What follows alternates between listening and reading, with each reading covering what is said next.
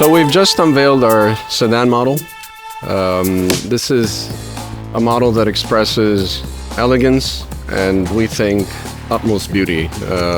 We've unveiled our SUV, as you know, in November, and SUVs are designed to have a specific H point, a raised driving experience, that a street dominating driving experience. But the proportions of an SUV will never be the optimal utopia of a designer's proportions. The sedans get a lot closer, lower vehicles. And what we've tried here is basically to continue the main line of our philosophy, which is to reshape electric vehicles and to adopt what we call the monobody architecture. So what we think is the most aerodynamic overall macro shape of a vehicle. Also what we think is the most emotional shape that a vehicle can have. The feedback on the SUV was very strong, very good. We've been compared to supercars around the world. We've been covered practically from every corner of the planet.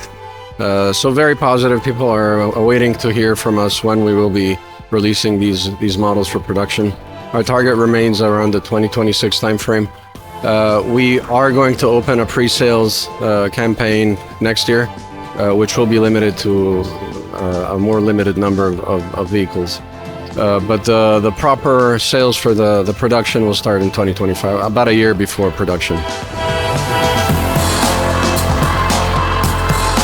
We have two models for a variety of reasons.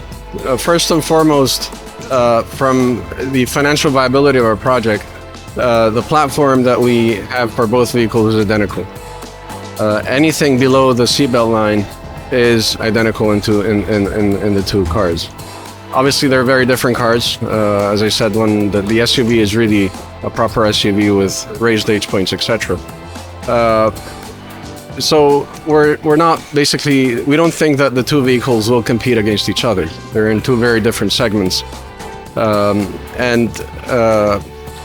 From a strategic perspective, from the financial viability side, the optimization of the expenditure the return on the expenditure that we have on the platform is optimized as fast as possible that we can monetize both products. From a customer perspective, having a strong lineup also solidifies the type of company that we want to communicate to the customer. Franco is really bringing on board what I call the miniaturization of all the components. In fact, all the suppliers that we spoke to, their initial proposal of subcomponents were very performing, very evolved in technology. And the first thing Franco pointed at is, how do you make these smaller?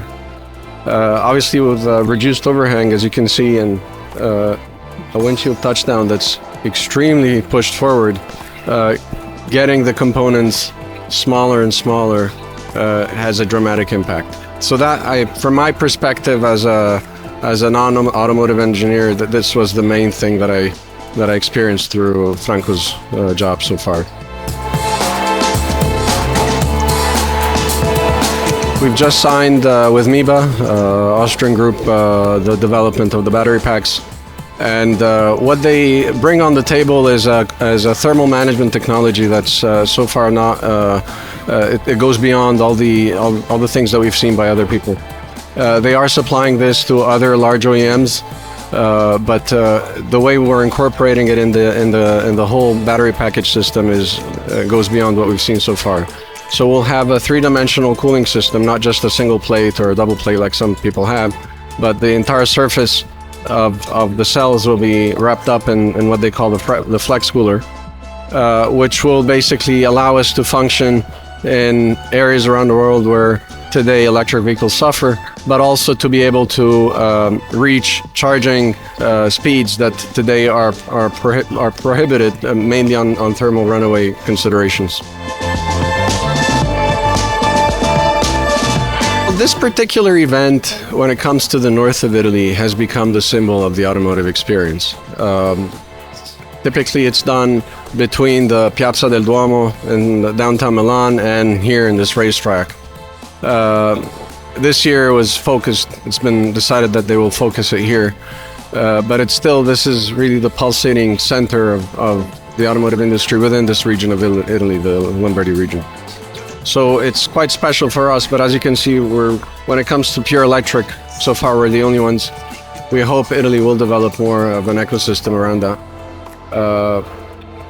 As you know, there are some realities that are focusing on the supercar and the hypercar segment, but so far we're the only ones as pure EV plays within Europe and specifically within Italy.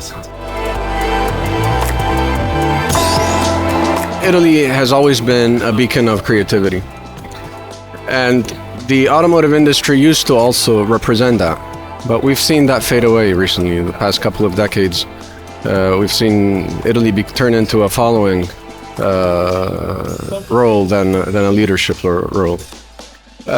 So that's what we're really hoping to bring to the table. We're hoping to push this again and bring back the creativity that this land is known for.